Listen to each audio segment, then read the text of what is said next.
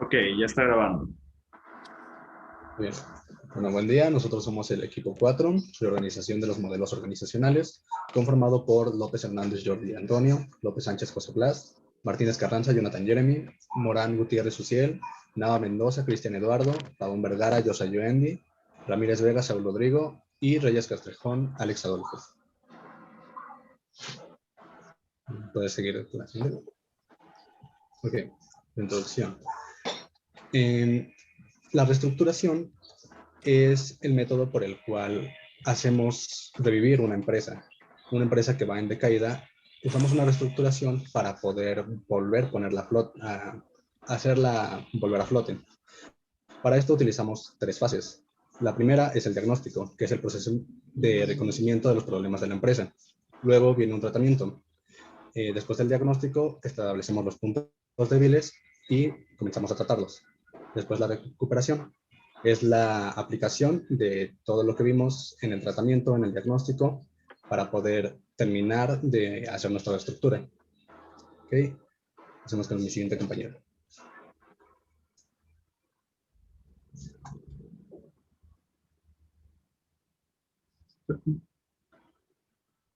¿Está? Necesidad de organizar. ¿De dónde surge la necesidad? Pues tengamos en cuenta que para que un negocio sea exitoso, debe de estarse ejecutando bien, tanto en las operaciones como en la eficiencia de las mismas, y luchando por el mejoramiento de esta organización. Las experiencias nos muestran que la generalidad de las empresas en la falla es en las partes organizacionales. Siguiente. ¿De qué manera se manifiesta? Deficiencias en la operación. Esto nos muestra que las operaciones se están haciendo de forma más lenta o no se están realizando de la manera adecuada. También podría ser la baja de la producción o demás cosas. La lentitud en la toma de decisiones. La toma de decisiones es la clave para saber si se está haciendo bien la organización o no, porque el hecho de que una organización no esté bien hace que las decisiones que se tomen en la empresa fallen muchas veces, y el mal cumplimiento de los objetivos. Este es el que más señala que se necesita una reorganización, puesto que necesitamos el cumplimiento de los objetivos para saber que la empresa va muy bien. Siguiente. Siguiente. Motivos para reorganizar. Uno de los motivos podría ser la competencia nacional e internacional, que obliga a tener sociedades lo suficientemente capaces que permitan llevar a cada proyecto a gran alcance con un alto nivel tecnológico. La multiplicidad de inversiones que dificultan la administración. Debo procederse a canalizar las inversiones en sociedades por activos económicos, y para ello se utiliza un medio legal, una combinación de una fusión y una escisión a la solución de dos caminos diferentes.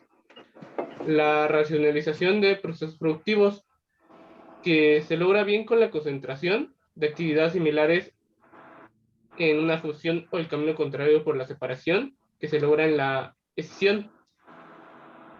Este es para el caso típico de las actividades industriales y de la distribución. Mecanismos para la remuneración de los accionistas o socios. Este se refiere pues más que nada a los pagos que se podría hacer a los accionistas, o cómo se podrían ver beneficiados ellos y los socios en el aspecto empresarial de la organización para que mejore esta.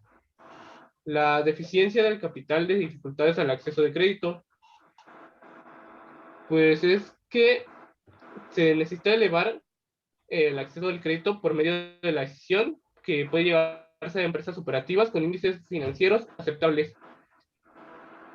La mejora de las prestaciones de servicio, tanto mejorar nuestros servicios como mejorar los que necesitamos en la empresa, y la reducción de costos, que la producción que hacemos o lo que estamos realizando sea más rentable para nosotros en recortar costos como sería uso de luz, uso de gas, uso de agua, etcétera. Siguiente.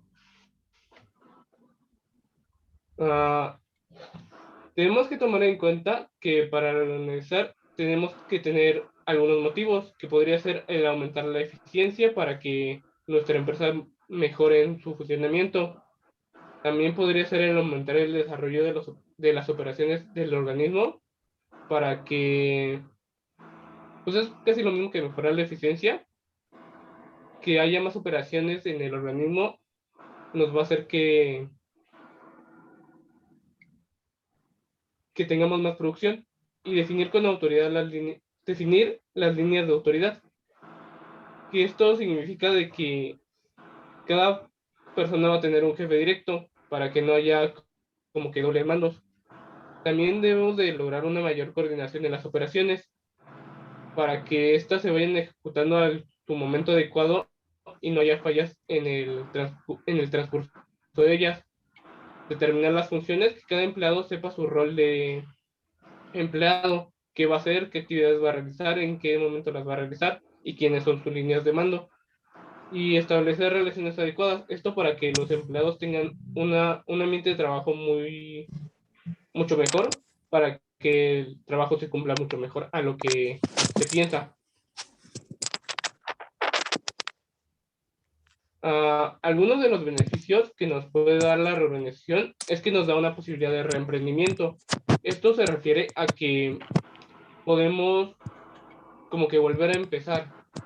Podemos volver a empezar en el hecho de que ya no estaríamos batallando con, digamos que problemas nuevos otra vez en la organización dentro de ello. También que es la eliminación de presunción de la quiebra o de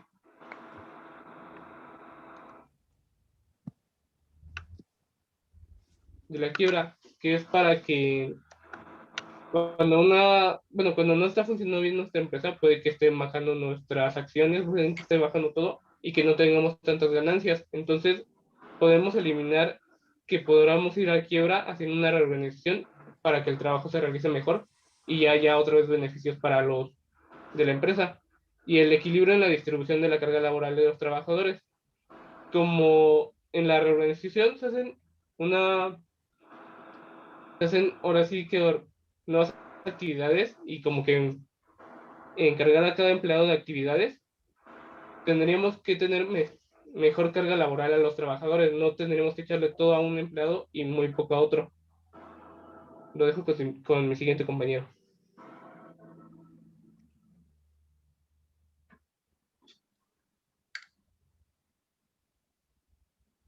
¿Sí me escucha? Sí, ¿verdad? Sí. Sí, bueno, yo les hablaré sobre los síntomas de deficiencia en las organizaciones. La que sigue, por favor. Bueno, como sabemos, las desviaciones o fallas pueden ser ciertos factores internos o externos que pueden causar que una empresa vaya en decadencia o se estanque. Esto depende del ambiente en el cual la empresa. Estos pueden ser síntomas internos y síntomas externos. La que sigue, por favor. Bueno, dentro de los síntomas internos podemos encontrar lo que son los objetivos mal definidos, la inadecuada división de trabajo, deficiente comunicaciones, lenta toma de decisiones, excesivo tramo de control, insuficiencia en la estrategia funcional, deficientes controles, baja productividad, deficientes relaciones humanas y carga de trabajo. La que sigue, por favor. Bueno, los objetivos mal definidos. Bueno, como sabemos, los objetivos son la principal,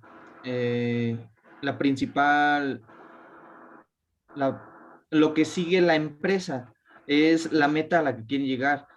Por ejemplo, llegar al mercado, establecerse, seguir creciendo, ser una de las mejores empresas y así. Pero cuando un objetivo dentro de los departamentos o dentro de cualquier parte de la organización no está definido de una buena manera, lo que hace es que haya más conflictos dentro de la empresa. Esto a su vez encadena que, que los trabajadores no se sientan cómodos, haya unos problemas entre el líder y el subordinado, y puede que esto desencadene que algunas actividades, objetivos, no sean cumplidos de la manera en que uno quiera. La que sigue, por favor. Bueno, inadecuada división de trabajo. Como sabemos, la división de trabajo es el proceso por el cual una tarea se divide en varias partes. Esta división, como dentro de la organización, como aquí podemos ver en la imagen, se puede dividir entre un departamento, entre solo pocas personas o incluso entre algunos jefes. Esto, al no tener una adecuación muy buena para su realización del trabajo, eh, provoca inestabilidad laboral, además de no permitir un seguimiento de la estructura organizacional en la empresa. Esto afecta directamente a su productividad de la misma empresa, que puede afectar económicamente, puede afectar a los mismos empleados, no solo no solo en la cuestión del trabajo, sino también en un ambiente más personal. La que sigue, por favor. Bueno, ¿qué es las deficientes comunicaciones? Como sabemos, la comunicación se enfoca en expresar ideas, comunicar, eh, tratar de expresar una idea, un mensaje a otra persona. En este caso, con las empresas, es una comunicación entre el jefe y sus empleados, o o el jefe, sus subordinados. Esto puede provocar que, que haya una baja productividad dentro de la empresa, pero más que otra cosa, puede hacer que los empleados no, no tengan ¿cómo se llama? Esa facilidad con la que pueden interactuar entre los departamentos, porque como sabemos puede ser muy afectado el empleado de manera personal a la hora de que puede recibir un maltrato dentro del mismo departamento. La que sigue, por favor. También la lenta toma de decisiones. La toma de decisiones es un proceso crítico para cualquier organización.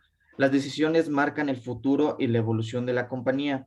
La forma como se tome estas decisiones influencia su ejecución y éxito, además de ser una parte muy importante de los objetivos o metas a las que quiere llegar esa empresa.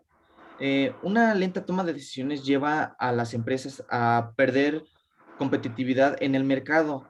La principal causa de esto es la falta de liderazgo, en donde reina el caos. Digamos, llega una oportunidad de negocio a la empresa, pero el jefe al que le dieron esa toma de decisión tarda mucho en ejecutar esa dicha decisión. Digamos que dice, lo voy a pensar, y ya para cuando se quiere tomar esa decisión, ya la oportunidad ya no está presente. Esto afecta a lo que es la empresa en el sentido de productividad y negocio, haciendo que pueda decaer tanto con, con sus compañías amigas o con algún proveedor o algún factor que sea principalmente adecuado o que simplemente necesite la empresa. La que sigue, por favor. Excesivo tramo de control. Bueno, el tramo de control se refiere al número de trabajadores que un jefe puede dirigir de manera eficaz, además del número de gerentes que una empresa posee y debe poseer. El excesivo tramo de control afecta en ciertos aspectos el desempeño de los empleados. Esto sucede porque los supervisores no tendrán tiempo para ofrecer la ayuda y el liderazgo que se necesita hacia sus subordinados, lo que puede ocasionar muchos conflictos internos, además de que esto a su vez provoca una toma lenta de decisiones, como ya se mencionó antes.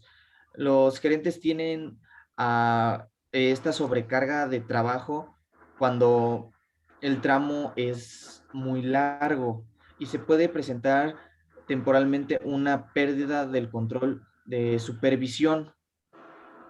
Algo que nos dice Richard Daft, un teórico organizacional estadounidense y un profesor en administración, nos dice que por lo general en una empresa, cuando los supervisores deben involucrarse de cerca con los subordinados, el tramo debe ser pequeño, y cuando los supervisores necesiten poco contacto con los subordinados, el tramo de control puede ser mayor.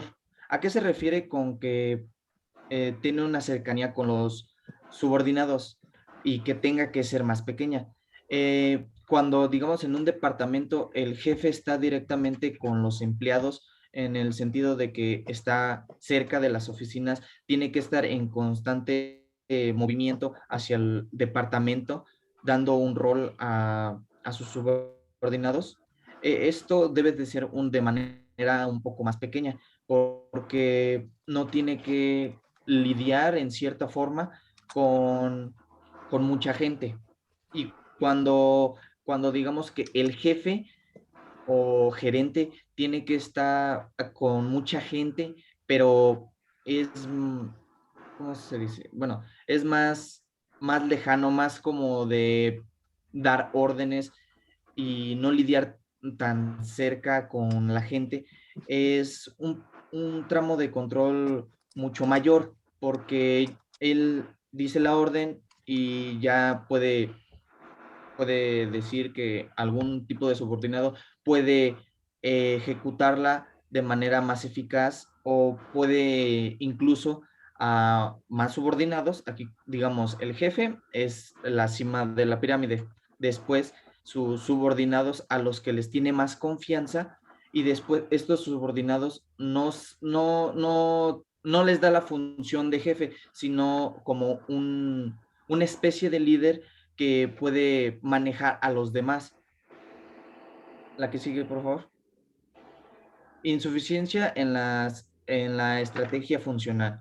Bueno, como sabemos, la estrategia funcional es el enfoque que adopta un área funcional para lograr los objetivos y las estrategias de la corporación y las unidades de negocio para maximizar la productividad de los recursos.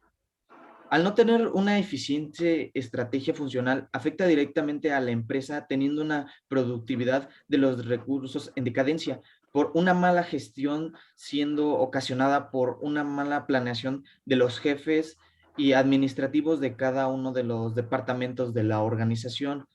Como ya mencioné, esto afecta directamente a la productividad, lo que hace que haya pérdidas tanto de empleados como de pérdidas de negocios o pérdidas de ganancias.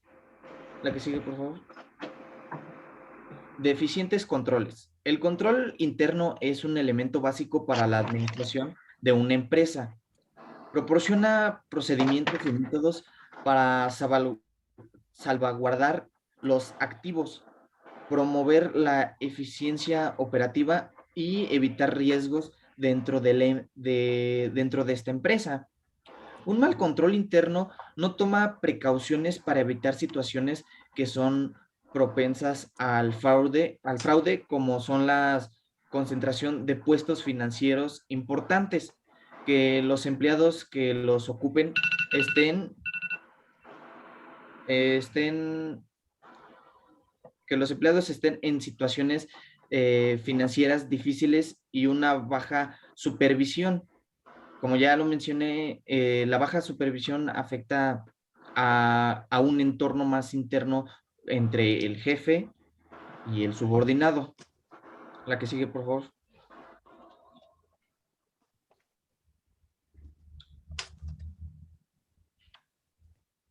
La baja productividad. Algunas de las principales causas son las jornadas largas, la falta de capacidad laboral, el periodo de descanso corto.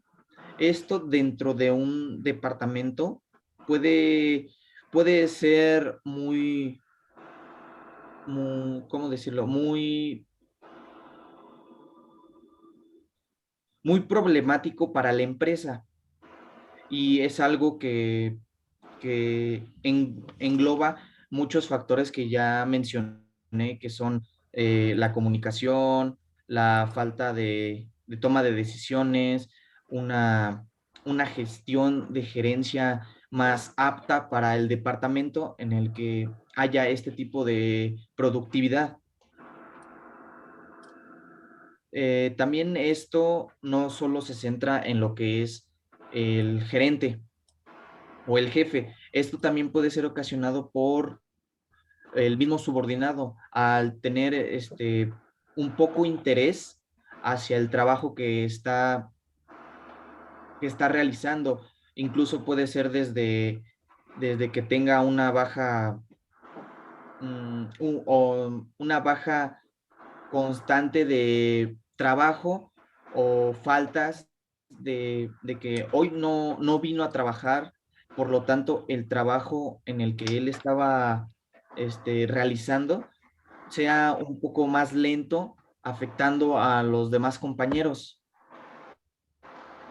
Esto ya en una manera una más larga, un tiempo más prolongado, esto puede provocar que la reputación de la empresa vaya en decadencia.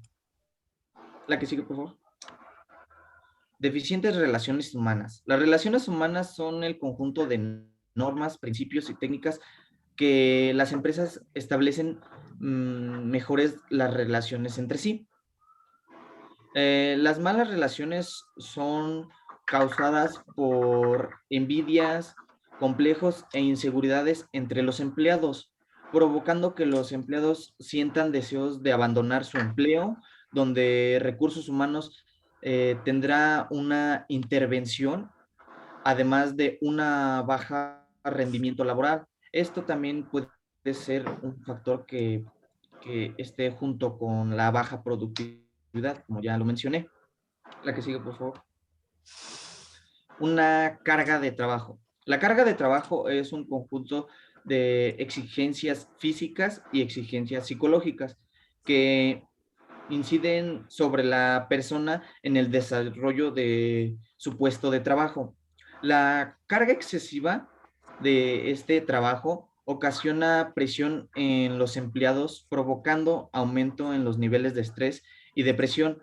Los empleados conflictivos, además de incumplimiento en las entregas de trabajo, dando una baja productividad en los departamentos. Esto, como estamos viendo, cada de estos síntomas internos están ¿cómo se llama? Como muy relacionados entre sí, que no solo se centra tanto en los empleados, sino también con los jefes. Pero algo que sí podemos observar es que es algo más entre los empleados, más en un ambiente personal. La que sigue, por favor. Ahora, los síntomas externos. Aquí podemos abarcar tres, los cuales son avances científicos y tecnológicos, situación del mercado y sistema económico, político, social y cultural. La que sigue, por favor. Avances científicos y tecnológicos. Actualmente, los avances científicos y tecnológicos son indispensables para facilitar la vida en la sociedad. Estos avances pueden llegar a ser tan populares en la sociedad, teniendo un impacto negativo en las organizaciones, en donde éstas tengan que adaptarse e implementar dichos avances dentro de los departamentos de trabajo. Digamos, en la sociedad se está viendo, como ya es costumbre, el uso de celulares, un tipo de comunicación a distancia. Esto se tiene que implementar en la empresa para que los trabajadores tengan no solo una comodidad, sino una comunicación más eficiente, provocando que la productividad sea un poco más estable o un poco mejor. También no solo se centra en lo que son la sociedad, digámoslo de una manera, unos avances más personales, sino avances científicos que sean tan populares que, digamos, que son las energías renovables, en donde una empresa se tiene que adaptar a ellos. Algo que podemos ver en esto, en la anterior, por favor, antes de pasar al siguiente, con los avances tecnológicos, algo que puede afectar a la empresa más que su productividad son los gastos que se tienen que realizar para hacer esa adaptación, además del impacto que tendrá en los empleados. La que sigue, por favor. Bueno, la situación del mercado. En esta me enfocaré un poco en lo que es el marketing. Es una de las áreas claves en cualquier empresa, porque al final todo negocio viene de vender un producto o servicio y el marketing se encarga de establecer sus características, su precio, cómo promocionarlo y el mejor canal para distribuirlo. Un mal manejo de este marketing puede ser ocasionado por un enfoque en el público equivocado. ¿A qué se refiere esto? Que digamos, una empresa de, de rastrillos no va a hacer comerciales o publicidad para niños, sino se tiene que enfocar en lo que son la gente mayor. También puede ser la falta de atención a los detalles de publicidad. Digamos, estos pueden ser tanto el color del comercial, la imagen del producto o algunos pequeños detalles que sean tan importantes que puedan impactar a la misma sociedad o a la misma persona a la que le quieras vender ese producto. Esto provoca, este tipo de marketing en el cual no se maneja bien, puede provocar pérdidas de oportunidades para alcanzar las metas corporativas y crecer dentro del mercado, dándonos una posición que, digamos, seamos algo reconocidas como empresa. La que sigue, por favor. El sistema económico, político, social, cultural. Bueno, el sistema económico se refiere como el conjunto de agentes, mercados y medios que intervienen en el proceso de actividades económicas. El sistema económico puede ser provocado por problemas en la orientación del proceso de un producto, la organización del producto y asignación del producto.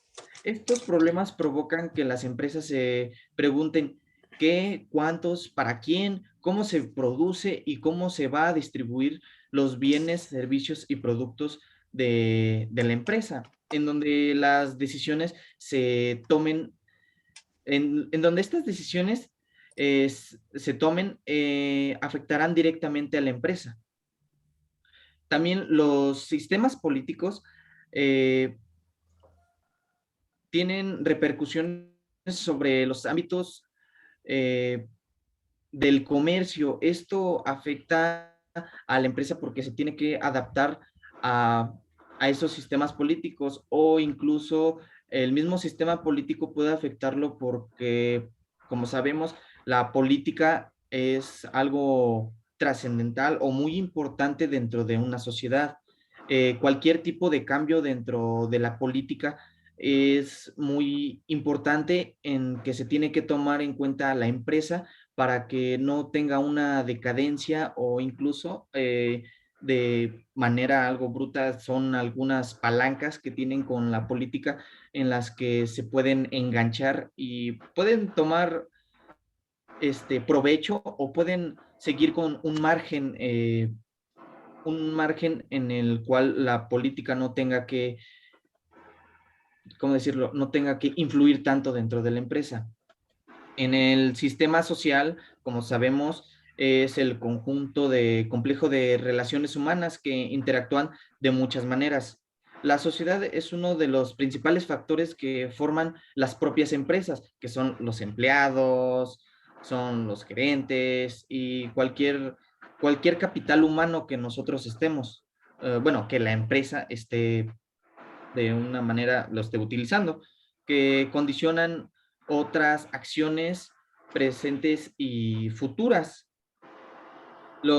El sistema cultural. Un sistema cultural es el producto de la acción de una cultura en una sociedad determinada, generando elementos que condicionan a las personas dentro de la sociedad en los que el sistema cultural tenga tanto impacto principalmente en los empleados pues de cualquier organización, empresa, negocio, afectando a su desempeño de que sea lo que debe hacer, lo que no debe hacer, en donde los empleados no están alineados con las estrategias de trabajo y afectan a la comunicación dentro de este mismo.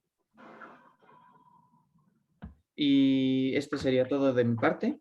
Pasaríamos con el siguiente tema.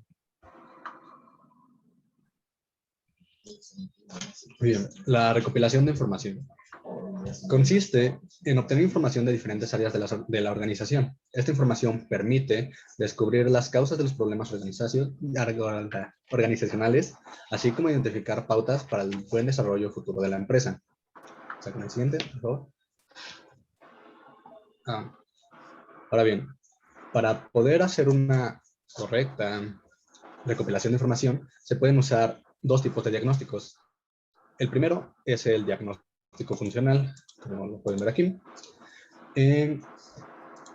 Para el diagnóstico funcional tiene diferentes objetivos. Primero, examina principalmente las estructuras formales e informales de la comunicación, las prácticas de la comunicación que tienen que ver con la producción, la satisfacción del personal, el mantenimiento de la organización y la innovación. Y ahora los siguientes objetivos. Los objetivos son evaluar la estructura interna, formal e informal del sistema de comunicación, evaluar los sistemas y procesos de comunicación a nivel interpersonal, grupal, departamental e interdepartamental, evaluar los sistemas y procesos de la comunicación externa de la organización, entidades públicas y privadas con las cuales existe la independencia, evaluar el papel, la eficiencia y la necesidad de la tecnología de la comunicación organizacional y evaluar el impacto que tienen los procesos de la comunicación en la satisfacción del trabajo, en la productividad, en el compromiso y en el trabajo en equipo. La siguiente, por favor. Ahora bien, los métodos para recopilar información mediante el diagnóstico funcional, para comenzar, serían los cuestionarios. Los cuestionarios permiten recoger una mayor cantidad de información de una gran cantidad de gente de una manera rápida. Su contenido tiene como objetivo descubrir hechos y opiniones y reunir datos objetivos y cuantificables. Por ello, deben estar integrados con preguntas orientadas a aclarar el objetivo que permite el diagnóstico. Vamos a hacer cuestionarios para las diferentes áreas de la empresa. No van a ser los mismos para todas, van a ser específicas para lo que queremos obtener de información. Toda la información que recopilemos se va a complementar y verificar con la información obtenida con otros instrumentos, como es la entrevista. La entrevista es un método común aplicarlo antes de la actividad de un equipo o una reunión. El propósito de la entrevista es explorar aspectos relacionados con la eficiencia del grupo. Las entrevistas descubren opiniones y sentimientos positivos o negativos en relación con diversos aspectos: claridad de las metas individuales y del grupo, efecto del estilo administrativo y asuntos personales que no se manifiestan normalmente. Ahora también tenemos una entrevista grupal. Esta técnica se toma un cierto número de personas, un cierto número del grupo, para reunirse y realizar preguntas detonantes, emitir sus opiniones tanto a título individual como por escrito, como a nivel grupal. Sirve para intercambiar los puntos de vista entre las personas. Se dice que al momento de estar en un grupo las personas pueden expresarse de una mejor manera y es por eso que se realiza este método. Ahora la información documental. La información documental es la que existe en el archivo. Es un material histórico que constituye a la empresa, toda su historia, todo lo que ha hecho hasta el momento, y sirve para saber las estadísticas, la rotación, el ausentismo, índice de accidentes, estudios anteriores, organigramas y cuadros de procesos que lleva la empresa. Esto evita duplicar esfuerzos para buscar más información. Con la información existente en el archivo podemos capturar mucha información que es muy útil. Muy bien, ahora la siguiente, por favor. Ahora, el segundo tipo de diagnóstico es el diagnóstico cultural.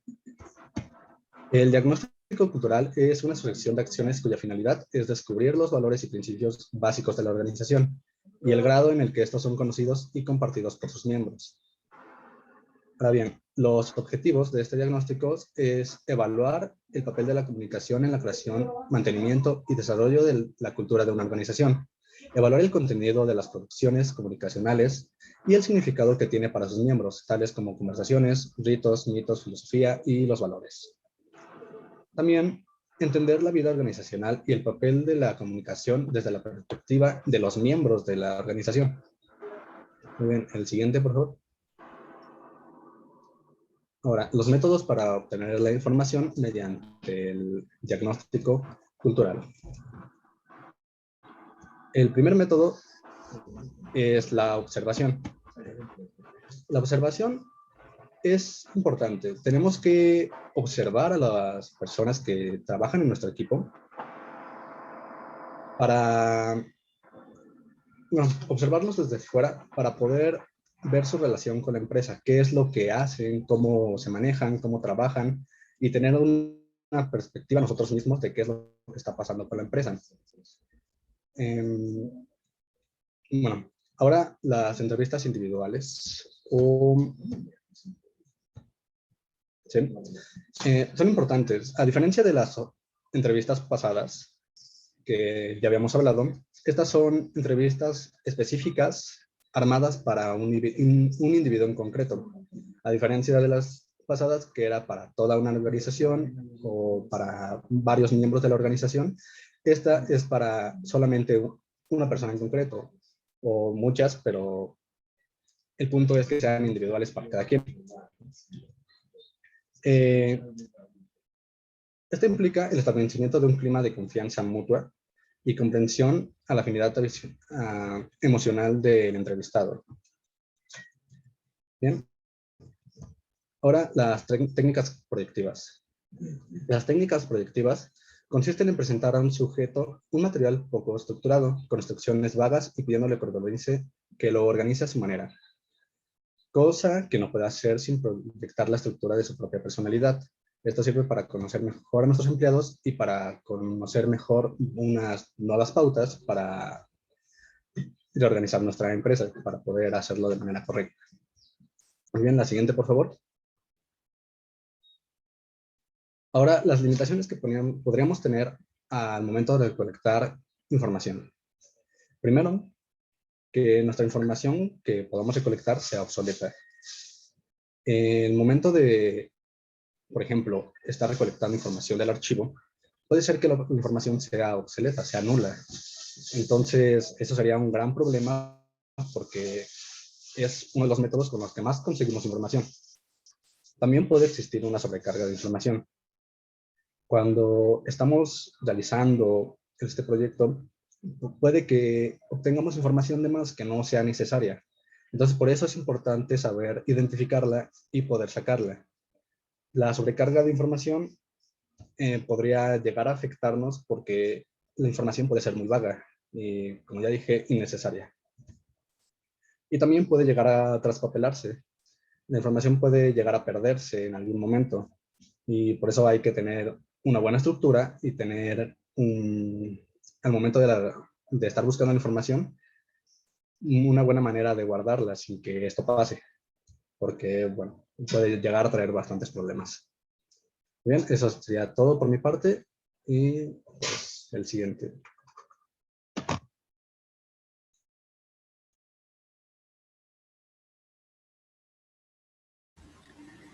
Bueno, compañeros, una vez que ya hayamos reunido suficiente información, es momento de comenzar la elaboración de nuestro proyecto.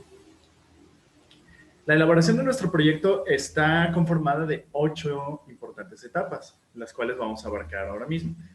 Pero cabe destacar que va a haber momentos o va a haber situaciones en las que no se utilizarán todas las etapas dentro de este, por así decirlo, dentro de este apartado.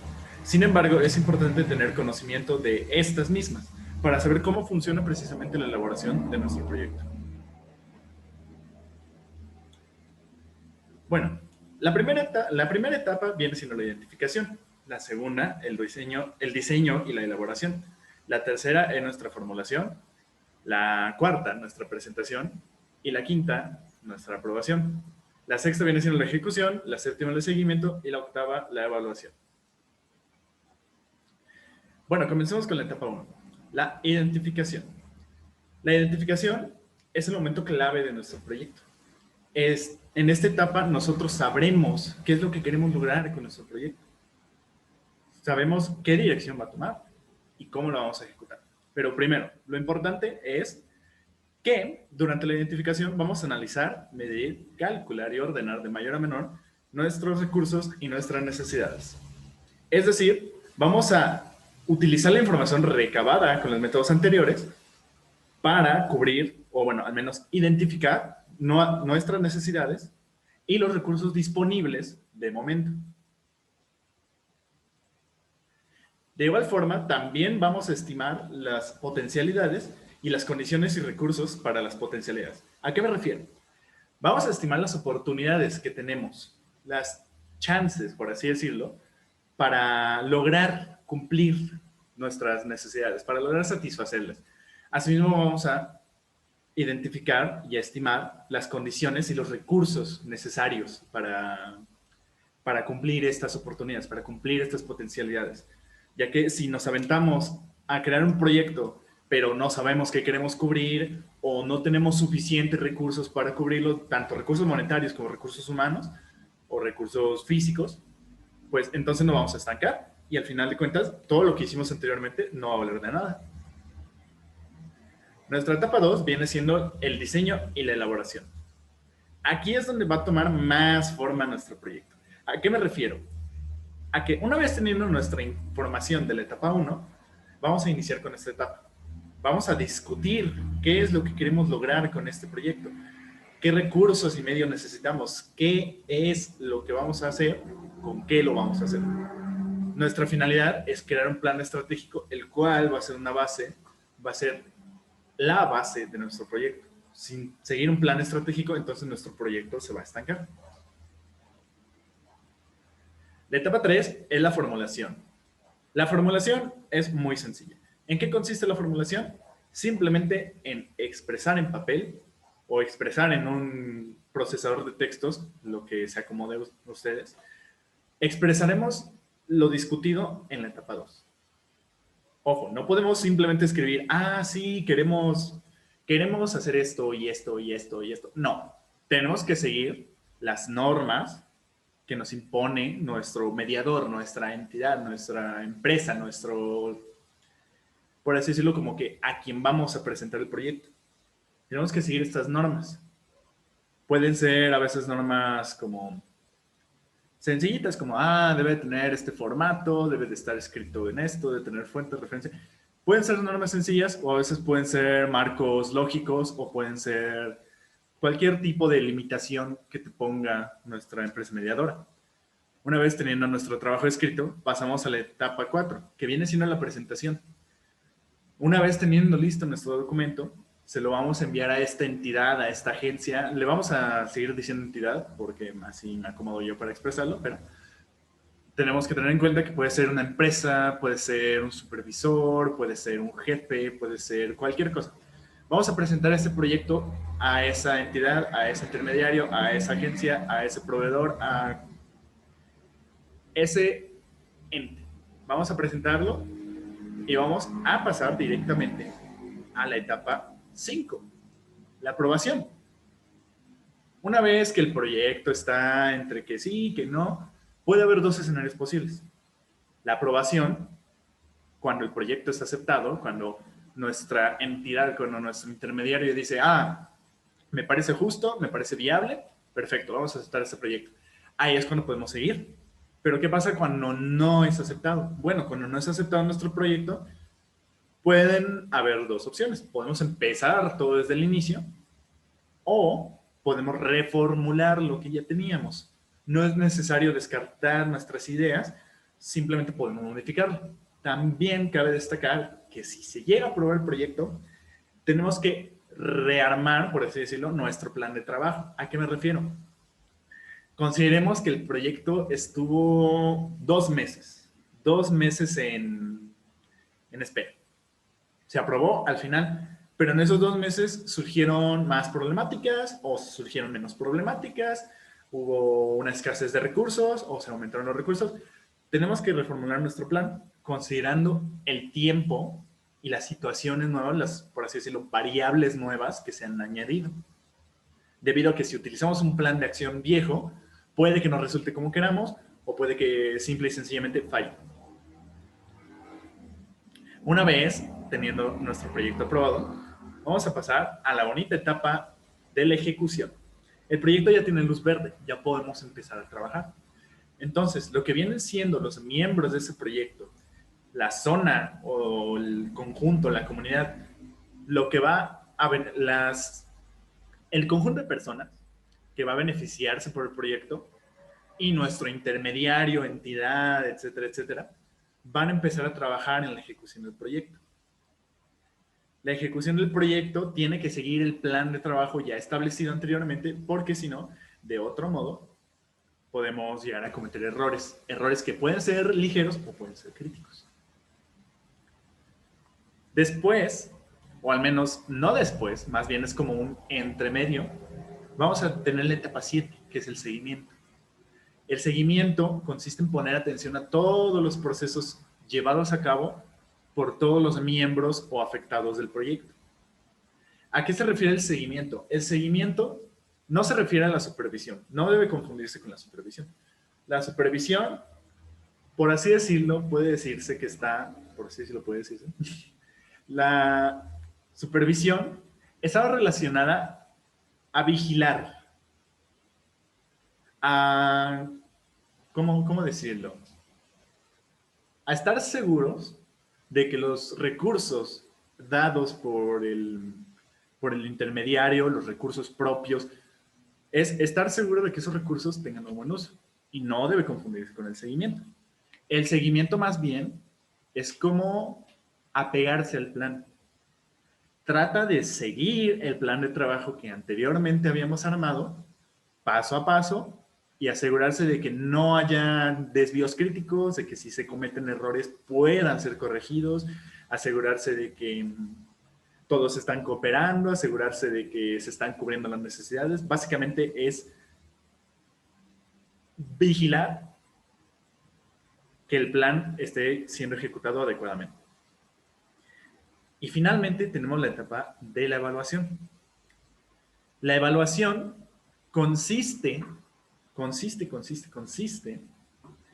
en asegurarse, o más bien en por así decirlo, fijarse en qué objetivos se han cumplido, en si es viable o no el proyecto en este punto, en si los recursos han sido utilizados de manera responsable, en si el intermediario no ha obstruido nuestros trabajos. Básicamente vamos a medir nuestros resultados, vamos a lograr algo, vamos a ver que logramos. Y no solo viene, la evaluación no solo viene por parte de los miembros del proyecto y la zona afectada por el proyecto, también viene por parte de esta entidad, por parte de nuestro intermediario. Esta evaluación por parte del intermediario se va a conocer como heteroevaluación. En pocas palabras, lo que hacemos es ver qué tanto se ha logrado, si se han cubierto las necesidades, si es viable tanto económicamente como temporalmente, por así decirlo, si vale la pena, pues. Y bueno, eso viene siendo mi parte. Estas 8 etapas que vamos a seguir para la creación de nuestro proyecto ha sido mi parte. Ahora los dejo con mi compañero.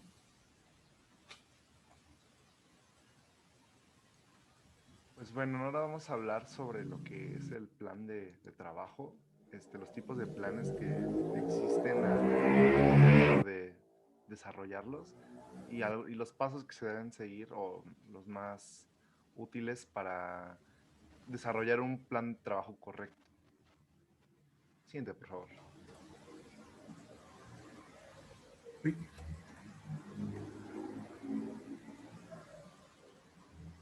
Bueno, primero hablemos que lo que es un plan de trabajo. Un plan de trabajo es un esquema que nos sirve como un camino que vamos a seguir para donde fijamos nuestras metas, nuestros procesos y tareas que vamos a desarrollar personal o en un conjunto de personas, en una organización, que nos sirve para, pues, para medir darnos un camino al cual atendernos o mantener para alcanzar un objetivo determinado. Y bueno, existen diferentes tipos y diferentes ejemplos de planes de trabajo, pero normalmente suelen aplicarse en el ámbito empresarial, a las ventas o en el estudio, que es cuando desarrollan, por ejemplo, los profesores nuestros temarios y todo lo que se va a ir abarcando, más o menos en ese sentido.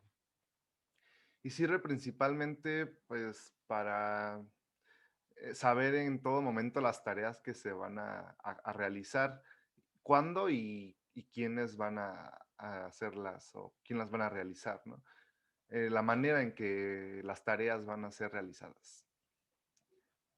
Y bueno, el principal objetivo de un plan de trabajo es dividir en un proceso complejo en, en en tareas más pequeñas, como por ejemplo en programación que tenemos algún programa extenso, lo dividimos en subprogramas o en cuestión de programación orientada a objetos, en métodos a los cuales vamos a recurrir, puede ser constantemente, para ahorrarnos pues momentos de código y todo esto. Es reutilizar información y hacer que nuestro desarrollo sea un poco más sencillo.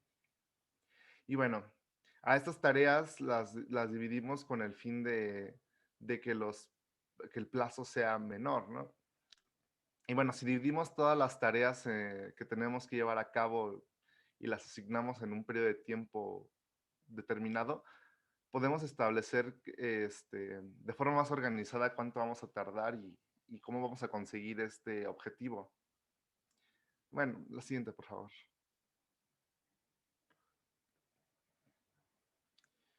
Y bueno, por concretar un poco más, vamos a hablar sobre las principales características de un plan de trabajo, las cuales son el qué se va a hacer. En esta parte determinamos las tareas que se van a repartir. Aquí lo menciona como las acciones. Entonces tenemos que determinar en nuestro plan. Lo, también tenemos que tener un contexto en el que estamos trabajando, más que nada en la reorganización qué es lo que nos estaba funcionando, qué es lo que estábamos haciendo. Bueno, y ahora vamos a ver qué es lo que vamos a cambiar, qué tareas vamos a volver a reestructurar. Entonces tenemos que indicar todo eso que el curso que vamos a tomar. Vamos a tener que determinar el cuándo hay que empezar a entregar esas tareas, cuál es nuestro límite de tiempo que tenemos como empresa o como individuo, lo que sea, que estemos desarrollando el tipo de plan que sea. Tenemos que determinar cuánto tiempo vamos a tardarnos entre cada una de las tareas que asignemos y la fecha límite. Después pasamos al cómo vamos a desarrollar o conseguir estos objetivos, que aquí lo marcamos como nuestra estrategia, qué es lo que nuestro plan que vamos a seguir, cómo lo vamos a desarrollar. Entonces tomamos ya nuestras tareas y vamos a buscar la mejor manera de desarrollarla. Luego determinamos dónde se van a realizar las acciones, por los canales y los medios por los cuales los vamos a lograr. Después del saber estos cuatro, vamos a determinar quiénes van a ser los encargados de realizar estas tareas, que es donde vamos a determinar la división del trabajo. Aquí es donde delegamos responsabilidades a los diferentes encargados en esta cuestión del plan.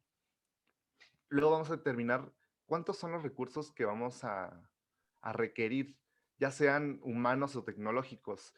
Sobre todo tenemos que tener en cuenta que si nuestro personal está capacitado para estas tareas, determinar quiénes cuentan con esa preparación, todo eso. Y los recursos que vamos a ocupar tecnológicos, pues si nuestros equipos son de calidad o están óptimos para el trabajo que se va a replantear.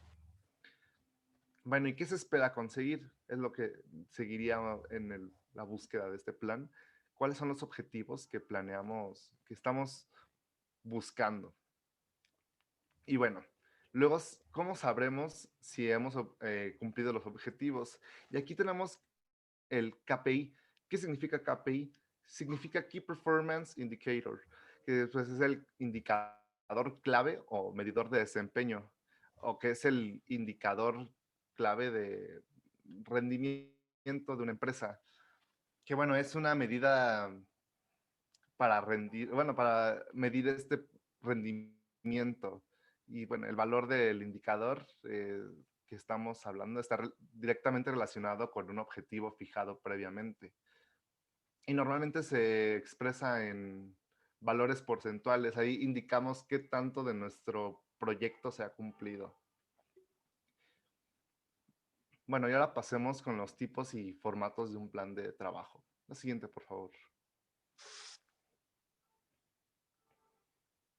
Como lo mencioné, existen diferentes tipos de planes de trabajo, que está el trabajo de ventas. Normalmente son 4, se establecen así. Tenemos el plan de trabajo de ventas, un plan de trabajo de proyecto personal, el plan de trabajo de una empresa y el plan de trabajo educativo. Siguiente, por favor. Perdón, en la anterior. Regrésale, por favor. Sí. Hablando del plan de trabajo de ventas, bueno, es muy habitual que el equipo de ventas de una empresa pues tenga un plan de trabajo para cada uno de los comerciantes, donde realmente la coordinación entre ellos es muy esencial. Cada empresa comercial tiene unos objetivos de ventas muy concretos, qué es lo que quieren, cuáles son lo que quieren lograr, ¿no? Y unas áreas que deben de estar checando constantemente. Y gracias al plan, pues se puede determinar cuáles son las tareas que tiene que realizar cada vendedor. Y pues también permite medir la eficacia de las ventas de cada uno de ellos. En un plan de ventas de una empresa, pues es básico determinar el crecimiento de la misma. Cuánto se está vendiendo, si realmente se está vendiendo lo esperado Y si no, ¿qué es lo que está pasando? Se tiene que checar ahí qué es cuáles son los problemas. Puede ser de que los productos realmente no estén convenciendo al público objetivo, que los precios no sean los adecuados, todo eso, ¿no? Y se tiene que asignar unos objetivos realistas y específicos para que el equipo comercial esté preparado a nivel logístico y pues dentro de lo que se puede humano para el aumento de ventas. Y bueno, tomando ahora otro tipo de plan de trabajo, que es el trabajo de una empresa, el plan de trabajo de una empresa, pues se necesita que una empresa tenga uno realmente al cual atenerse, porque cuanto mayor sea la empresa, pues más serán los departamentos que están dentro de la misma. Así en empresas pues, pequeñas realmente no se tiene que tener un plan de trabajo muy amplio porque, o bueno, al menos no con tantas responsabilidades delegadas, ya que al haber menos departamentos o hacer 2, 3 personas por empresa, pues realmente no se tiene que tener un plan súper desarrollado donde digamos, este departamento, que realmente ni siquiera hay departamentos, decir, este departamento tiene que hacer tal cosa, porque al ser de tamaño muy pequeño, pues las tareas están mezcladas entre todos, ¿no? Pero bueno, entonces, pues al ser más departamentos en una empresa muy grande, se tiene que medir o se tiene que seguir pues los objetivos, ¿no? Que se tienen que cumplir por cada uno de los departamentos. Por lo que hacer un plan de trabajo para una empresa es muy importante para cada departamento. Pues estos deben de saber en todo momento qué tienen que hacer, cuáles son sus responsabilidades, el tiempo que tienen para cumplirlas y ante quiénes deben entregar o rendir cuentas. Por lo mismo de que o sea, en una empresa muy pequeña no hay realmente a quién rendir cuentas más que al dueño, y si el dueño es el mismo trabajador, pues entonces realmente no, no hay como a quién. Entonces eso es importante en una empresa, tener un plan a quién, bueno, determinar todos sus espacios, ¿no? Y ahora, también existen los planes de trabajo de un proyecto personal, ¿no? Algo que tú quieres emprender, puede ser pues algún local de comida, lo que sea, ¿no? Porque cada vez es más común que las personas deciden emprender, y más ahorita, ¿no? Que hay pues personas que quieren emprender haciendo ventas de mercancía, de que van aquí en el metro y dicen, no, pues te entrego, ¿no? Y bueno, pues deciden emprender por cuenta propia y tomar de su propio dinero, invertirlo y pues tratar de ganar dinero. Y normalmente esto se hace por internet, ¿no? Entonces es como importante también tener personalmente un plan al cual atenerte. Y es que el problema es que muchas veces se piensa que es muy sencillo, ¿no? Vender y estar este, trabajando por tu cuenta, pero pues como hemos visto algunas personas, bueno, al menos en lo personal, yo he estado, tengo conocidos que venden cosas y todo esto, y pues luego les quedan mal, ¿no? Entonces, ¿qué es lo que se puede tomar o los planes de acción que puedes tomar en esta situación, ¿no?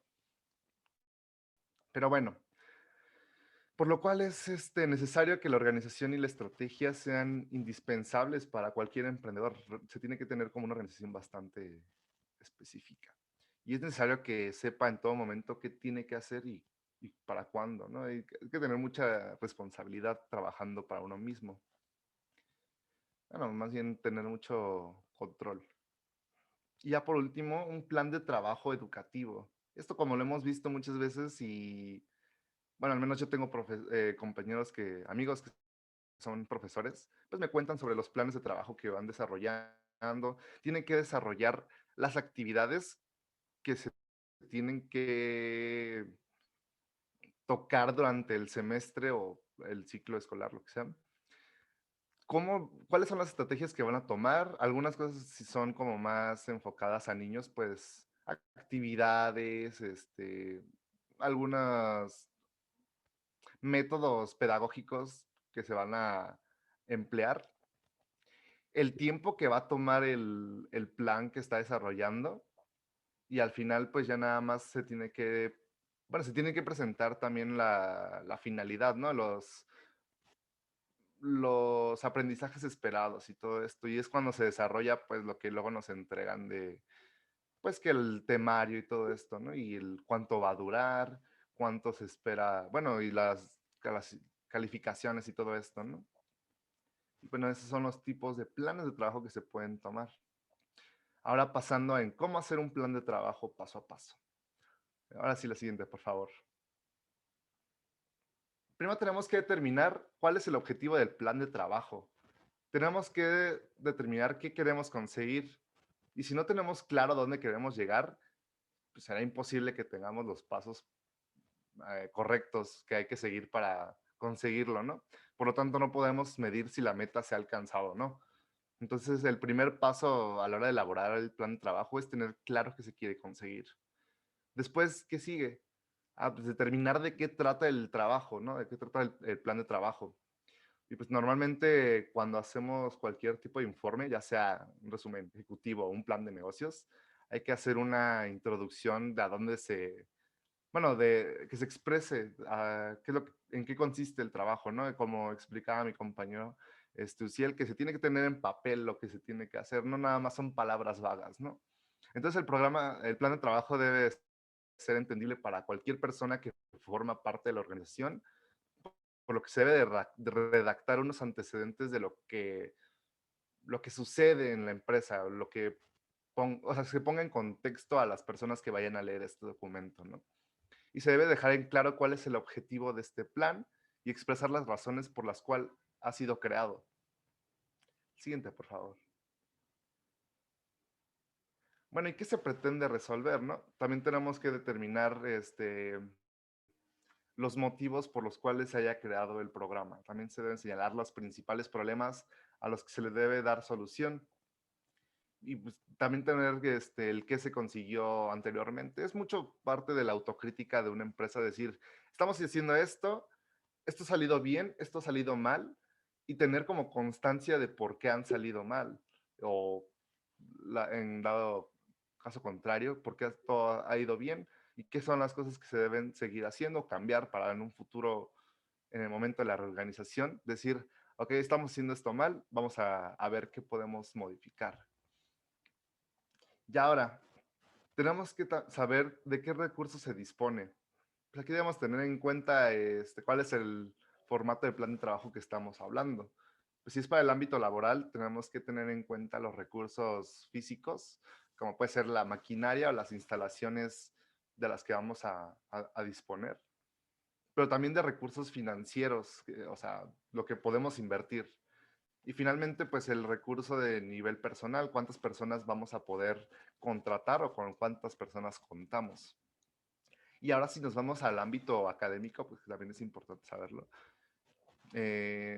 Mientras que el tipo de recursos son iguales a los anteriores, o sea, personal y todo esto, pero hay que saber adaptarlo a la cuestión de aprendizaje. O sea, vamos a medir cuántos profesores necesitamos, para cuántos alumnos y determinar el material que están a nuestra disposición, computadoras, libros, todo ese tipo de material que se ocupa normalmente en aulas de clase, ¿no? Después seguimos quiénes van a ser parte, o sea, quiénes son los responsables de este plan de trabajo. Es una de las partes del trabajo en las que se le debe prestar suficiente atención, pues porque es a quién se le va a repartir todas las tareas una vez ya determinadas, ¿no? Se tiene que establecer y delimitar correctamente quiénes van a ser las personas responsables de llevar a cabo cada una de esas tareas, pues que esas tareas van a marcar el éxito o el fracaso de nuestro proyecto. Entonces, si la determinamos a unas personas que no pueden cumplir con esas tareas, no vamos a avanzar ni va a haber un cambio, no va a haber un cambio, vamos a seguir igual de estancados. Por lo que hay que dejar en claro quiénes van a ser los responsables de cada tarea. Después tomamos cuál va a ser la estrategia para conseguir estos objetivos. A la hora de establecer cualquier estrategia, hay que ser consciente de los recursos de los que se dispone y el plazo de ejecución. Y una estrategia poco realista y que no tenga en cuenta estos dos elementos va a ser muy complicado que tenga éxito. Por lo cual existen como recomendaciones que se deben seguir, ¿no? Entonces es Una de ellas es enumerar todas las acciones que se debe llevar a cabo. Se debe segmentar las acciones en si se va a realizar de manera diaria, semanal o mensual. Se tiene que terminar los plazos en los que se debe entregar esto, ¿no? O segmentar las acciones que se deben realizar, bueno, más bien, segmentar las acciones que debe realizar cada una de las personas responsables. Y ahora además, otro punto importante es establecer un horario realista. Hay que asignar un tiempo de ejecución para cada una de las tareas y se debe medir si se ha llevado a cabo el tiempo esperado o si existen deficiencias, ¿no? Siguiente, por favor. Y ahora que también hay que tener posibles obstáculos o que si existe algún plan de contingencia, siempre hay que tener una opción B, un plan B al cual recurrir si las cosas planeadas originalmente no están saliendo de la manera adecuada, ¿no? Siempre han de existir obstáculos a la hora de la ejecución en el plan de trabajo, por lo que es recomendable, pues sí, siempre tener algunos ejemplos de planes de trabajo hechos anteriormente. Es lo importante, autocrítica, ¿no? De ir anotando todo lo que ha surgido bien, lo que ha surgido mal y analizar cuáles han sido los problemas que la empresa ha tenido que enfrentar, ¿no? Si se está repitiendo, ahí hay algo de que nunca se arregló. Pero si están surgiendo problemas nuevos, hay que ver la manera en la cual se puede lidiar con ellos, ¿no? De esta forma se establecen la serie de acciones que van a usarse para mitigar las posibles incidencias. Y pues establecer un plan de contingencia siempre sirve para alcanzar los objetivos. Y ya como punto final, hay que determinar, ¿se han alcanzado los objetivos? O sea, una vez ya que buscamos nuestro plan de trabajo, tenemos todo desarrollado, el quién va a hacer las cosas, cómo se van a hacer, el tiempo en que se va a tomar. Pero ahora hay que tener en cuenta, ¿lo logramos? Un buen plan de trabajo tiene que tener en cuenta si se ha llegado a lograr el objetivo deseado. Entonces, lo bueno es definir que todas las acciones que se han de realizar y de asignar a las personas responsables estén cumplidas en su tiempo, ¿no? Pues analizando estos datos y recogiendo pues una retroalimentación de todas las acciones, lo que haremos es tener en cuenta para la hora de crear futuros planes de trabajo si las medidas que se tomaron fueron oportunas. Entonces, si no hacemos como una constancia de todo lo que hemos trabajado, será imposible saber si todo ha funcionado conforme a lo previsto. Entonces, eso es parte de cómo desarrollar un plan de trabajo. Los dejo con el siguiente tema. Y pues bueno, ahora yo voy a explicar qué es la presentación del proyecto, que hablando a grandes rasgos sería como una vista un poco más general del proyecto en sí, puesto que este está conformado de diferentes rubros que toman en cuenta varias características y aparte se explican y dan ejemplos de los mismos. Pero también se habla un poco de cómo se irá acomodando toda esta información que ya hemos recabado y aparte, como iremos viendo a lo largo de los rubros, se irán recabando más datos y se irán incluyendo más diferente tipo de información y se irán agregando conforme vayamos avanzando en cuanto a la investigación de algún tema en específico que queramos exponer. La que sigue, por favor. Bueno, para empezar, el primer rubro sería el título. En cuestión, debería ser algo conciso y fácil de entender, como este que está aquí, que dice Plan de Reestructuración, Administración y Organización de la Empresa. Debe ser conciso, puesto que si queremos indagar en algún tema en específico, no deberíamos de ponerlo en el título, ya que se podría desviar la atención, si lo que queremos atraer, se podría desviar la atención y podría resultar un poco abrumador el exceso de información innecesaria, y puesto que también ya está de manera explícita lo que se busca con este proyecto. Y la que sigue, por favor.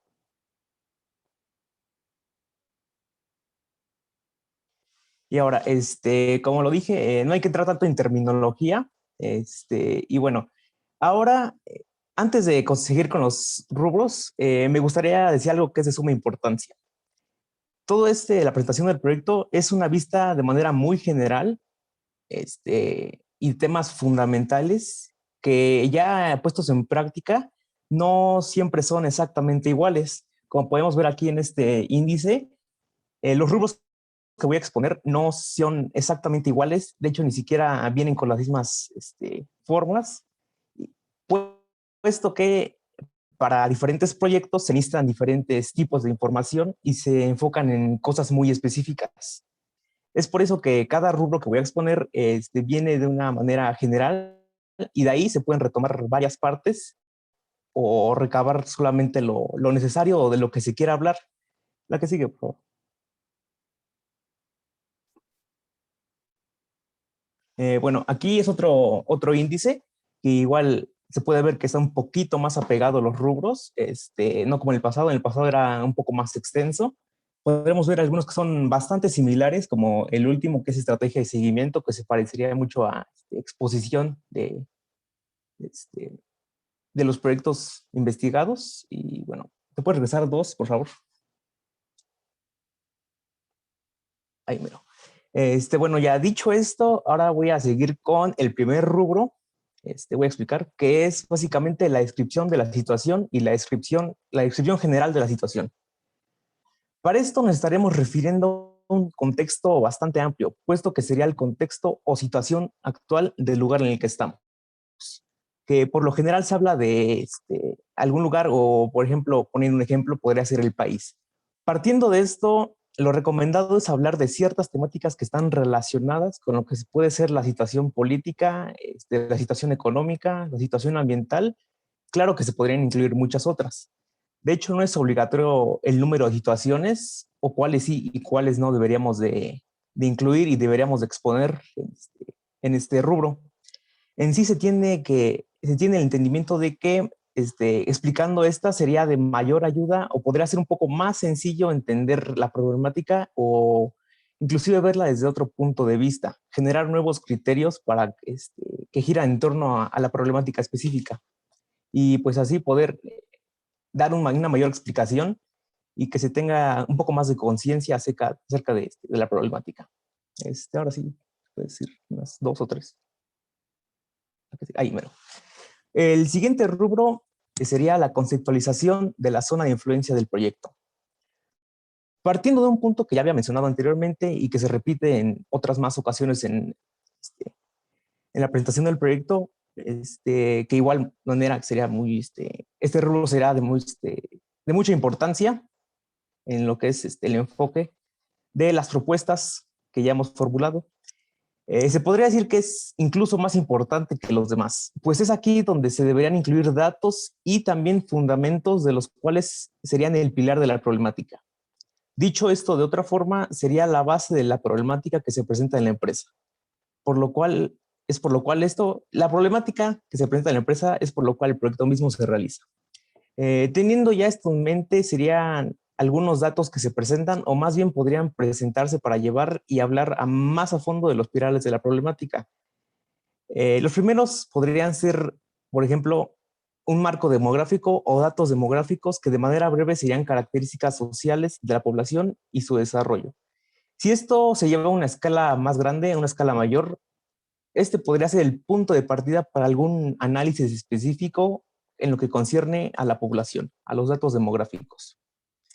Y a partir de aquí se retorna a otro ejemplo que podría incluir, que serían los datos demográficos, como mencioné, están enlazados, puesto que de aquí se podrían realizar estudios de población para tener un margen más amplio en cuanto a la relación de la problemática y poder adquirir nuevos puntos de vista o nuevos enfoques en torno a la problemática.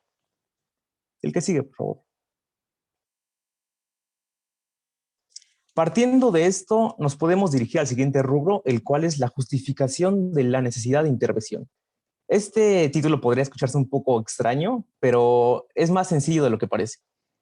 Este rubro en específico nos habla acerca nos habla acerca de lo que es justificar o fundamentar el propósito de este proyecto. Hablando un poco más específicamente, la propuesta o las propuestas mismas que se han dado para resolver la problemática expuesta. Este rubro en sí a lo que se refiere es explicar y exponer causas por lo cuales tenemos estas propuestas. Es decir, cómo es que se llegó a una conclusión de que esta propuesta era válida o cuál no era válida y cómo es que se fueron conformando las diferentes propuestas para que se hiciera una completa.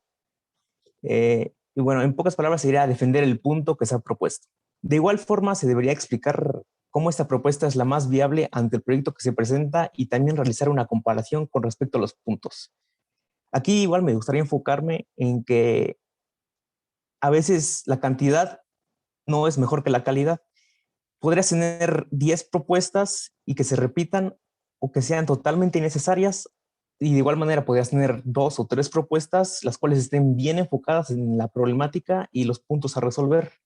Todo depende de cuánto se indague y cuánto se investigue, y igual manera qué datos se irían recabando y cómo haríamos uso de ellos, y ya de aquí dependería qué tan buena o qué tan mala son las propuestas que estamos justificando y que estamos explicando en el proyecto. El que sigue, por favor. Bueno, el rubro que se encuentra a continuación es antecedentes o la historia del proyecto. Pasando a términos un poco más generales, este rubro sería exponer la historia misma del proyecto desde su principio hasta su fin. Cómo se originó el cuestionamiento acerca de cierto punto u organización. Y a partir de ahí, cómo se fue desarrollando todos y cada uno de los temas y contenidos del proyecto, antes y después de conformarse este mismo. De igual forma, como mencionaba anteriormente, es el cómo se originan las propuestas. Cada parte de esta misma, desfragmentarlas y ver cómo funciona cada una. Cómo surge la idea y cómo finalizó esta misma. Hasta llegar a lo que es y lo que representa esta propuesta. Otra cosa que puede ser opcional sería un punto a destacar, es que si este proyecto se incluiría dentro de uno de mayor magnitud, pues como se menciona en el mismo título, es la historia del proyecto, un antes, pero también un después, lo que le espera del proyecto y qué es lo que podría seguir, con qué datos se podría seguir y si es que se tiene pensado seguir con esto. Esto es importante explicarlo, ya que si las propuestas que tenemos nosotros están bien fundamentadas, esto podría ir a una magnitud un poco mayor y aplicarse en otros rubros de la organización. Y por la que sigue, por favor. Y ya, por último, pero igual no menos importante, el rubro final, que serían los estudios que se hayan efectuado, los estudios relacionados acerca de todo nuestro proyecto. Es decir, tomando como punto de partida varios estudios mencionados anteriormente, que pueden ser de edad, posición, salud, entre otros, los referenciados se podrían abarcar de manera más general. Es decir, estos podrían ser muestreos estadísticos o estudios de mercado. Un muestreo estadístico nos ayudaría bastante para trabajar menos y abarcar un poco más. Nos habla básicamente de tomar una parte específica de cierta población y estudiarla. Primeramente, ver que cumpla con ciertas características que abarquen toda la información que queremos recabar, y de ahí estudiarla y hacer diferentes investigaciones y poder comparar datos para ver si es la población que buscamos o no. Esto nos podría ser de mucha utilidad al momento de ahorrar tiempo en cuanto a hacer estudios y poder tener información un poco más concisa de este. El único punto negativo que se podría ver es que si algún dato se obtiene de una manera errónea, todo el estudio se podría ver afectado y toda la información que hemos recabado sería completamente inútil. Y bueno, como mencioné, eran muestros estadísticos y estudios de mercado. Esos serán algunos principales. De igual manera, hay muchos tipos de estudios diversos que ya nosotros, conforme a las propuestas que hemos planteado, tendremos que ir investigando más a fondo de ellas, algún tema específico que querramos, puesto que las problemáticas que se presentan a veces es un poco difícil encontrar información específica, y es cuando nosotros entramos haciendo diferentes estudios específicos para poder encontrar y comparar y ver si es lo que estamos buscando. Y bueno, el propósito de todo esto es tener un mayor entendimiento de la problemática, puesto que los estudios arrojan bastantes datos de los cuales se pueden estudiar y estos se deben analizar. Cada uno de los estudios deben estar completos, puesto que de no ser así podría presentarse, como ya dije, información diferente o errónea. Y bueno, ya para finalizar, me gustaría retomar lo que mencioné al principio. Todos estos rubros son una vista un poco más general. Es decir, que no tienen que estar incluidos exactamente todos estos rubros en los temas que vayamos a presentar en el proyecto final.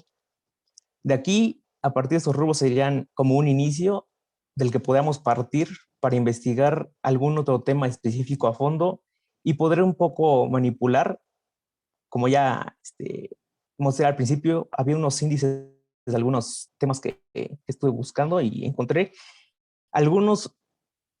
Por ejemplo, primeramente muestran los estudios que hicieron y al final pueden incluir el primer rubro que mencioné. Es un poco más que nada jugar con esta información a nuestro favor y hacer que esto sea un poco más completo. Y pues así es como terminaría mi tema. Y los dejo con mi compañero. Buenas tardes, ¿sí me alcanzan a escuchar? Sí, sí se escucha, compañero. Gracias.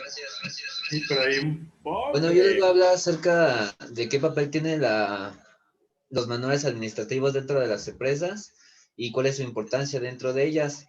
Bueno, pues tenemos que los manuales administrativos son documentos que contienen en forma clara y ordenada la información y las instrucciones que se consideran relevantes para la empresa. Son una herramienta importante para ellas ya que tienen como objetivo tener una mayor eficiencia y eficacia en la ejecución del trabajo asignado al personal para alcanzar los objetivos, así como la de las unidades administrativas que lo constituyen. También representan un medio de comunicación de las decisiones de la administración concernientes a políticas, organización y procedimientos.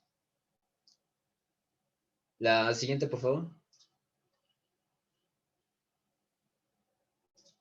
Bueno, tenemos que, pues, los manuales administrativos se pueden clasificar, ya sea por su contenido, por su función específica, por su naturaleza, y también las podemos clasificar por su ámbito.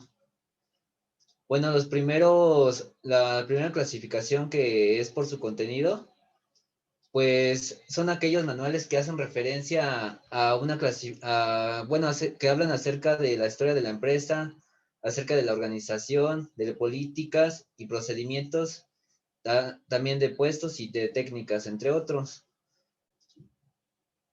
También tenemos los manuales que se clasifican por su función específica y pues estas dependen del área donde se van a aplicar.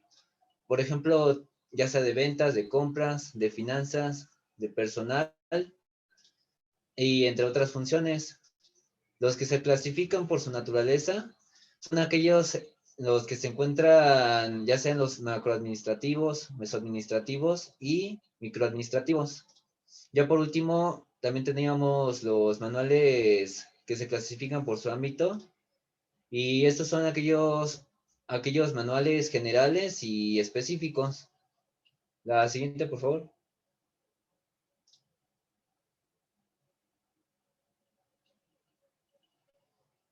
Dentro de los manuales administrativos tenemos una serie de fases que debemos de seguir. Ya si queremos que los manuales se realicen de una forma correcta, ya que puede ser contraproducente hacer un manual, o sea, si no se llevan esta serie de pasos a seguir, pues puede ser que el manual no vaya a mejorar la eficiencia, o sea, vaya a salir peor. Bueno, y la primera fase que tenemos que seguir sería hacer una planificación del trabajo. En esta fase se deben de crear un equipo de trabajo que se va a encargar de realizar los manuales. Este puede ser conformado por un representante de cada una de las unidades administrativas de la institución.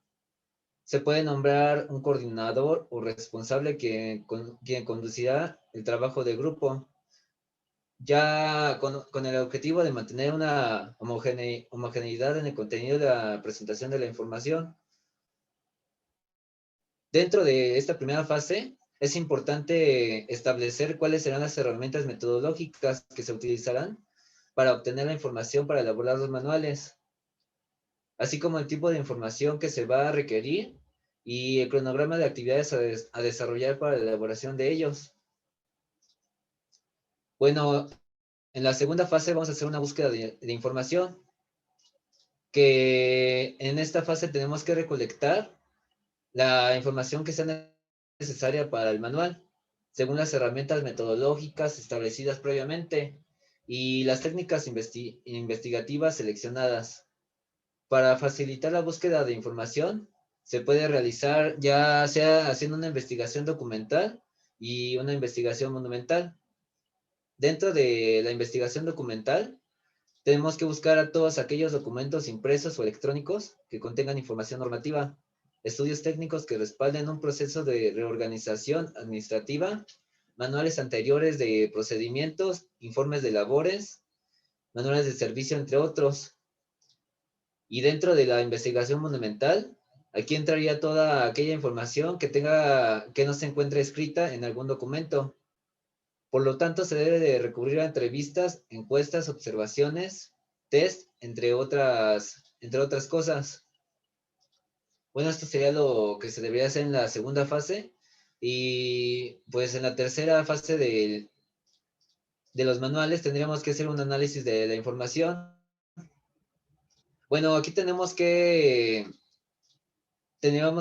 hacer una elaboración de manual. Se deberá hacer, como tiene que ser organizada y analizada, de manera que presente un orden lógico, pues las siguientes preguntas ayudan a ordenar de forma adecuada la información del manual. La primera pregunta que tendríamos que hacer es ¿qué trabajo o actividad se hace? Después tendríamos que preguntarnos quién es el responsable de realizarlo. También cuáles son los medios que posee para hacer el trabajo. Después tendríamos que preguntar para qué se realiza el trabajo, cuándo o en qué momento se hace y ya por último, ¿por qué se hace? En estas preguntas obtendremos un mejor análisis de la información y nos va a permitir conocer las actividades de la institución, explicar su comportamiento, identificar las relaciones que se presentan entre cada hecho, comprender el funcionamiento de la institución y mantener la secuencia y lógica de la información. Ya después tendríamos que desarrollar el manual y pues bueno, en esta etapa se establece cuál va a ser el diseño y la presentación que se utilizará para elaborar el manual administrativo. Y lo que tenemos que considerar en esta fase es la redacción del documento, la elaboración de diagramas y el formato.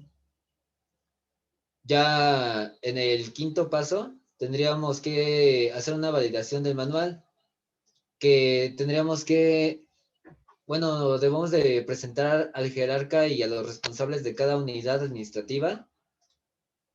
Tenemos que procedan a validar si la información presentada corresponde con las responsabilidades, atribuciones, funciones y actividades que le corresponde realizar tanto a la institución como a las unidades administrativas a las que va dirigido el manual. La siguiente fase que procede sería en la siguiente fase tendríamos que hacer una difusión y distribución del manual, ya que es importante que se distribuya el manual administrativo entre las unidades administrativas correspondientes. Esto tiene como propósito que los funcionarios lo tengan a su disposición, conozcan el documento y lo utilicen en la práctica. Además, se podrá incorporar la versión electrónica al portal de la institución, con el objetivo de que la ciudadanía pueda acceder libremente a la información organizacional de la institución. Y ya como último paso, como última fase, tendríamos que hacer una revisión y una constante actualización de nuestro manual. Como tienen que ser revisados periódicamente, deben de ser flexibles a los cambios que se produzcan en la institución. Para ello, se debe mantener un registro de las modificaciones y actualizaciones de los mismos, con el fin de que se mantengan apegados a la realidad institucional. La siguiente, por favor. Ahora les voy a decir cuáles son las ventajas que tienen los manuales administrativos dentro de las empresas. Y pues como primera ventaja es que nos pueden presentar una visión conjunta de la empresa, además de que asegura que todos los interesados tengan una adecuada comprensión del plan general y sus propios papeles y relaciones pendientes. También nos ayudan a facilitar el estudio de los problemas de la organización, mejoran la planeación y ejecución y el control de actividades, además de que nos pueden evitar conflictos jurisdiccionales y duplicidad de funciones. Determina la responsabilidad de cada puesto y su relación con los demás de la organización. Sirven como guía eficaz para la preparación y clasificación y compensación del personal clave. Conservan un rico fondo de experiencia administrativa de los funcionarios más antiguos. Y ya por último, nos sirven como una guía en la inducción de personas de nuevo ingreso, ya sea para las personas que, o sea, nos ayuda a capacitar a los novatos de la empresa. La siguiente, por favor.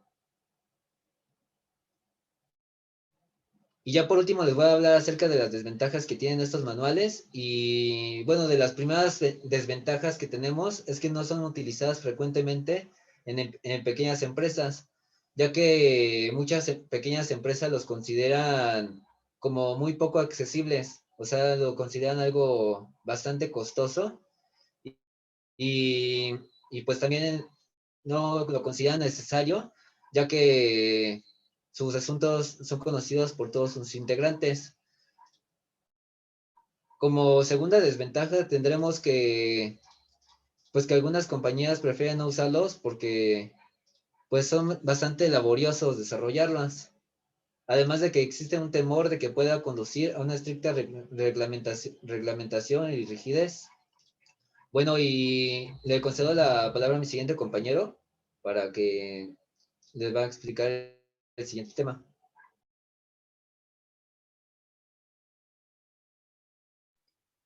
Muchas gracias, compañero. Bueno, yo les voy a hablar acerca de las aplicaciones prácticas que tiene todo lo que hemos visto hasta el momento. Y la siguiente, por favor, compañero. Eh, Dependerá mucho de las necesidades de las empresas. La manera en la que podamos aplicar esto en una empresa dependerá de las necesidades de la empresa, puesto que es muy subjetivo, no todas las empresas tendrán las mismas necesidades. Por ejemplo, la siguiente, por favor, compañero. Algunos de los casos de reestructuración que podemos encontrar dentro de las empresas será la reestructuración tecnológica, que será donde habrá la incorporación en las empresas de nuevas tecnologías. Esto por lo regular se hará por fuentes externas. Se comprará software para el uso interno de la propia empresa. También puede ser por reestructuración interna, donde se busca una mayor eficiencia en el funcionamiento de los departamentos, y por reestructuración financiera, donde se hará una reestructuración con el objetivo de que de que no haya un incumplimiento de las obligaciones dentro de la empresa.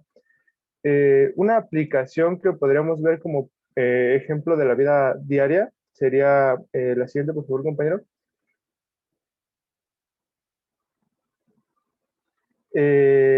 Como podemos ver aquí, está el flujo circular de la economía, donde dependerá tanto en la empresa de si son causas internas o externas. Por ejemplo, un ente externo que pueda afectar a la empresa podría ser una crisis económica global como la que estamos viviendo actualmente, que es causada por, por la pandemia actual que estamos viviendo. Esto se traduce a que la empresa tendrá que hacer uso de nuevas herramientas, por ejemplo, tecnológicas, para el uso para poder competir. ¿Por qué? Porque ahorita más que nada los servicios no se están demandando porque estamos en pandemia y no podemos salir, se supone. Entonces, ¿qué es lo que podría hacer una empresa para adaptarse a esto? Esto también depende de la empresa y la flexibilidad que tenga para adaptarse al cambio, que es muy importante.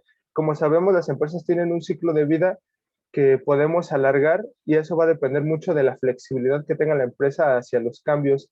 Entonces, ¿qué podríamos hacer? Por ejemplo, partiendo de un caso, supongamos, en el que es una empresa, tendríamos que revisar la historia de la empresa, ver qué es lo que ha sido. Si, por ejemplo, partimos de una empresa en la que nunca se hizo un organigrama, tendremos que empezar por ahí, tendremos que hacer el uso de nuevas tecnologías para introducirla en las redes sociales, el uso de marketing para posicionar a la marca y tener bien fijas los objetivos a corto, mediano, largo plazo para poder ver qué es lo que podemos hacer. Por ejemplo, un objetivo a corto plazo podría ser ser más activo en redes sociales.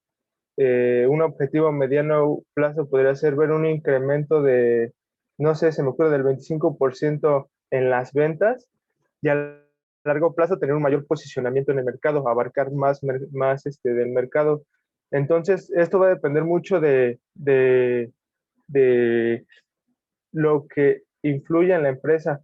Por ejemplo, otro caso podría ser interno, en el que no esté bien estructurada la empresa y tengamos que hacer, por ejemplo, una reestructuración y tener que contratar a un nuevo, a nuevo, a nuevo recurso humano, porque no hicimos la correcta selección del mismo. Por ejemplo, si yo tengo, supongamos, una cafetería y esa cafetería necesita una persona que tenga conocimientos para hacer uso de las máquinas que ocupamos, de la venta, y contrato una persona que no tiene esas cualidades, va a ser muy difícil que la empresa progrese porque simplemente la persona no me sirve para el puesto y tengo que buscar a las personas adecuadas para el puesto adecuado. Otro ejemplo que podríamos tomar como aplicación práctica podría ser, no sé si llegaron a ver la película que nos recomendó el profesor acerca de Hambre de Poder, en la que los hermanos que son propietarios de la empresa empiezan a explicar cuál fue el procedimiento que hicieron para hacer lo que ellos denominan fast food, la comida rápida, de tener su proceso de producción en menos de 5 minutos.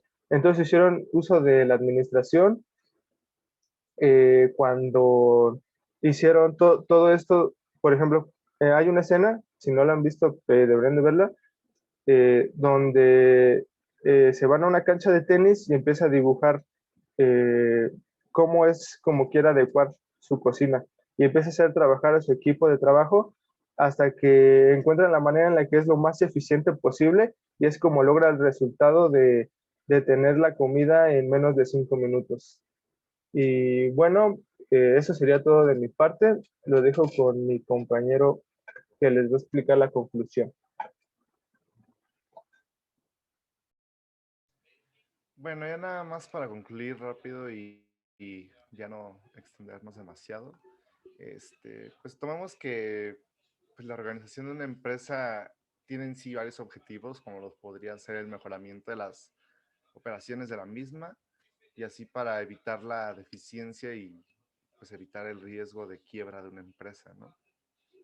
Además, pues, se trata de hacer un nuevo comienzo en los procesos existentes que ya había dentro de la misma, ¿no? Entonces hay que detectar las patologías que estén afectando desde dentro y afuera de la empresa y pues solucionarlas lo mejor posible. Entonces es algo que una empresa debe tener como muy constante la autocrítica y tomar como acciones para poder salir adelante como negocio. Algunas empresas no lo lograron hacer, entonces cuando llega a la quiebra o es parte de absorción de alguna empresa más grande, ¿no? Y bueno, eso se vendría haciendo pues, todo por nuestra parte. Pues muchas gracias.